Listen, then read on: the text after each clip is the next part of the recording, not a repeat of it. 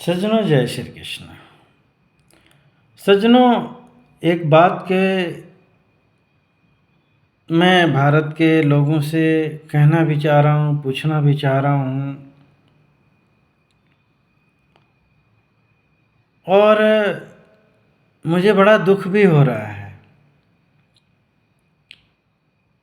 कि लग रहा है कि भारत के लोगों को फिर से मति बुद्धि खराब हो गई है और उनकी फिर से वही दुर्दशा, वही गुलामी,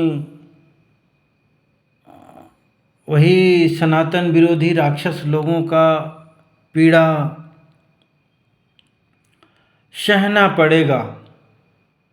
आप लोग भी बोलेंगे, अरे यार ये क्या बोल रहे हो, क्यों डरा रहे हो। देखो सज्जनों, ऐसा होता है कि धूल है और हम उसको कहें कि आटा आटा आटा, उसके बारे में पॉजिटिव सोचें, धूल कभी आटा नहीं बन सकती है। हम अपने मन को खुश करने के लिए या भ्रम में रखने के लिए भले ही कह दें नहीं यही आटा है, यही समझ लो। कुछ लोग कहते हैं ना, यही मान लो, ऐसे ही होता है। अरे क्यों मान ले भाई। जैसे लोग तो देखते हो ना कि एक पापी भी मर जाता है तो लोग कहते हैं स्वर्ग लोग चले गए। गजब, जैसे लग रहा है कि स्वर्गलोक की चाबी इन्हीं लोगों के पास में रहती है। आतंकवादी मर जाए, विधर्मी मर जाए, भ्रष्टाचारी मर जाए, दुराचारी मर जाए, लोग कहते हैं जन्नत में चले गए, स्वर्गवासी हो गए। ऐसे बहुत सारी बातें हैं, मैं इसमें उलझूंगा तो बहुत समय लग जाएगा, मेन बात मेरी रह जाएगी। ये तो मैं भारत के लोगों की कि देखो, आज भी भारत के लोगों में वही दुर्बुद्धि है, वही लालची है, वही जातिवाद है, कहीं से भी थोड़ा बहुत कम नहीं है। वही राजसी ठाठ है। जैसे पहले होता था ना एक राजा के प्रति, तो आज राजा हमारे ये सांसद विधायक या पार्टी वाले लोग बन गए हैं। देख रहे हो ना, जाति का जो नेता आदि है तो वही वहाँ का राजा बन गया है। उसी के, चाहे वो गलत हो सही हो, हम तो उसी को सपोर्ट करेंगे। वो चाहे भले हमें नरक में ले जाए, देश को डुबा दे, हम उसके लड़ जाएंगे, मिट जाएंगे। सत्य को हम नहीं जानेंगे कि हमारा सांसद विधायक या हम जिस पार्टी को मानते हैं वो गलत है कि सही है। नहीं, ये हमारे जाति का है, वो कुछ भी करे। ये हमारे मजहब का है, वो कुछ भी बोले, वो हमको दंगे में उलझा दे, हमको आतंकवादी तक बना दे, तो भी हम उसको अपना नेता मानेंगे। इसी बात के लिए मैंने बोला कि भारत के लोगों में दुर्बुद्धि सदियों से लग रहा है कि जेनेटिक है। क्योंकि मैं देख रहा हूँ कि देखो, मार काट हिंसा करके शासन करने वाले लोग, माँ बहने की इज्जत लूटने वाले लोग, मैं इनको राक्षस मानता हूँ। और राक्षसों का भी देख लो ना, इतिहास ही देख लो, रावण को, कंस को, फलाने को, ठिकाने को, वही करते आए। ऋषि मुनियों को मारना काटना, आज भी देख रहे हो कि हिंदू त्योहारों पर पत्थरबाजी करना, माँ बहनों की इज्जत लूटना, मारना काटना, सताना, गला काटना सरेआम हो रहा है। इतना नियम कानून शासन व्यवस्था जो भी बीजेपी का शासन होने के बावजूद भी भारत में हो रहा है। तो यहाँ राक्षसों की कमी नहीं है, हम समझ नहीं पा रहे हैं। हम राक्षसों को ही भाईजान कह रहे हैं, अपना नेता बनाए हुए हैं, मंत्री बना रहे हैं। तो ये हमारी दुर्बुद्धि नहीं है तो क्या है, सद्बुद्धि है क्या।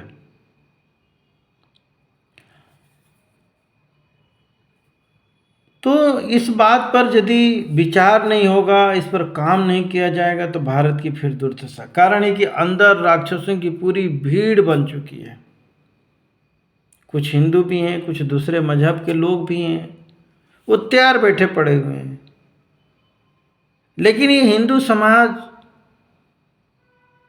लालच में पड़ कर के हमें ये दे देगा, हमें वो मिल जाएगा, ये हमारे जाति का है, हमारे पार्टी का है, बंट गए हैं।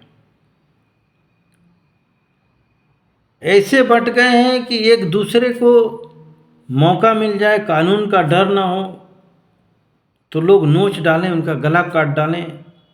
और खुलेआम बोल रहे हैं, आप देख भी रहे हो टीवी में, ये वो इधर उधर जहाँ भी डिबेट में आप खुलेआम देख रहे हैं। उधर तालिबान देखो, जिस अफ़गानिस्तान आदि से ये बाबर, औरंगजेब, फलाने ठिकाने, मोहम्मद गोरी आए, देश को लूटे, मारे, काटे, सताए यहाँ के लोगों को, आज उसका सम्मान हो रहा है। आज वहीं के तालिबानी पाकिस्तानियों को, पाकिस्तान देखो कोई मुस्लिम देश नहीं था, वो भी पहले हम ये भारत देश राजा महाराजाओं के कब्जे में था। अलग अलग राजा अपने अपने क्षेत्र पर कब्जा बन करके एक दूसरे से लड़ते थे, चाहे जाति के नाम पर, चाहे जमीन जायदाद के नाम पर, या छोटी छोटी बातों के नाम पर, रानी आदि के जो भी है। और इनमें इतना, ये मैं थोड़ी इसलिए बातें बताने जा रहा हूँ कि आज के तारीख में मैच हो रहा है। नहीं तो आप लोग बोलोगे ये कौन सी भविष्यवाणी कर रहे हैं, अरे हम तो ऐसा, पहले भी ऐसी था। पृथ्वीराज चौहान एक नहीं, दो बार नहीं, 17 बार मोहम्मद गोरी को माफ़ कर दिए, नहीं समझ पाए। ये बात मैं कई बार उठा चुका हूँ। जम्मू कश्मीर के हिंदू 5 लाख नहीं समझ पाए, ये हमारे भाईजान लोग हैं, ऐसा है, समझ लेते, आपस में एक होकर के 5 लाख लोग कम नहीं होते। अपनी आत्मरक्षा करते तो भागने की नौबत नहीं आती, माँ बहनों के सिरे हम इज्जत नहीं लूटी जाती। लेकिन कारण ये कि हम एक होते नहीं, और जो दुष्ट प्रवृत्ति के, राक्षस प्रवृत्ति के लोग हैं, वो मुट्ठी भर भी रहते हैं, एक रहते हैं और लड़ाई दंगा करते हैं और जीत जाते हैं। शासन प्रशासन भी उनके आगे झुक जाता है। तो ये हिंदुओं में प्रवृत्ति है ही नहीं, वो कर सकते नहीं। यही कारण है कि हर जगह से पीटे जा रहे हैं, भगाए जा रहे हैं। अभी तो अमेरिका से देखो हथकड़ी लगा लगा करके भाग रहे हैं, लेकिन हमारे देश में ये लाखों में नहीं, वहाँ तो लाखों में है, विदेशों में है, लेकिन यहाँ 5 करोड़ सुनता हूँ बांग्लादेशी, रोहिंग्या आदि भरे पड़े हुए। अभी तक यहाँ की सरकार, यहाँ का सांसद, विधायक, यहाँ का समाज कोई आवाज़ नहीं उठा रहा। कारण है कि आदत पड़ी हुई है ना, देश विरोधी लोगों को यहाँ रखने की, उनका जुर्म सहने की आदत पड़ी हुई है। ये बाबर कोई बहुत बड़ा फौज लेके नहीं आया, छोटे छोटे फौज लेकर आए, और यहीं प्रशासन, कारण है कि वहाँ के लोग गद्दार मकार उनसे जुड़ गए। सब एक दूसरे से, राजाओं से, राजा दूसरे से जलता था, चलो उस राजा को मारना, मारने दो। अब उस राजा की सेना आदि या धन दौलत लूट करके वो और मजबूत हो गए मुगल, फिर दूसरे राजा को, ऐसे करते करते पूरे राजाओं पर उन लोगों ने कब्जा कर लिया। कुछ थोड़ा बहुत बचे, लड़ते रहे। भारत के लोग केवल अंग्रेजों से ही नहीं लड़े, अंग्रेजों की गुलामी से नहीं, मुगलों की गुलामी भी सहन किए। 1-2 साल नहीं, अंग्रेज तो 200 साल, हो तो 800 साल तक शासन करते रहे। माँ बहनों की इज्जत लूटते रहे, धन लूटते रहे, अपने देश में ले जाते रहे। यहाँ की औरतों को ले जा करके जो औरतें सुंदर, उनको 2-2 दिनार में। और आज जो ये जातिवाद के नाम पर भड़कते हैं ना, ये कर डालूंगा, वो कर डालूंगा, अभी भी देखते हो ना, होता है तो दूसरे मजहब के बारे में बोल नहीं सकते, गिड़गिड़ाने भागने लग जाते हैं। तो ये कौवे टाइप के लोग हैं, थोड़ा बहुत अपना हुजूम करके काँव काँव कर देंगे, सोचेंगे कि हम बहुत बहादुर हैं, जबकि कौवा के एक पत्थर भगाओ तो भाग जाते हैं। हमारे देश में ये हिंदू कौवे टाइप के, छोटा सा अहंकार, किसी को कुछ बोल देंगे, डरा देंगे तो सोचेंगे हमसे बड़ा कोई बहादुर नहीं। यहाँ पर सही सच्चे जो साहसी वीरों का कोई सम्मान किया ही नहीं। वो बेचारे अकेले पड़ जाते हैं। यदि ऐसा होता तो न इस देश पर मुगल शासन कर पाते, न अंग्रेज कर पाते। हमारे देश में वीरों की कमी नहीं है, न आज, न कल, न पहले। महाराणा प्रताप, शिवाजी, अरे जिस मोहम्मद को 17 एक दो बार नहीं 17 बार हराने वाला व्यक्ति, इसको कम वीर बोलेंगे क्या? लेकिन नहीं, हम अपने बल के अहंकार में, धन के अहंकार में पढ़ करके और अपना विनाश कर लिए। वही यदि मिल करके कृष्ण जी ने कौरवों से कहा कि देखो तुम्हारे राज्य में ऐसे ऐसे बलशाली लोग हैं कि तुम और पांडव यदि मिल जाओ तो पूरे विश्व पर शासन करोगे, तुम लोगों को कोई हरा नहीं सकता। ऐसा करो 5 गांव पांडवों को दे दो, ऐसे तो आधा के हकदार हैं, और मिल करके रहो। लेकिन दुष्ट दुर्योधन को ये बात समझ में नहीं आई और महाभारत करवा करके पूरा विनाश कर डाला, पूरे महारथियों को मरवा डाला उसने।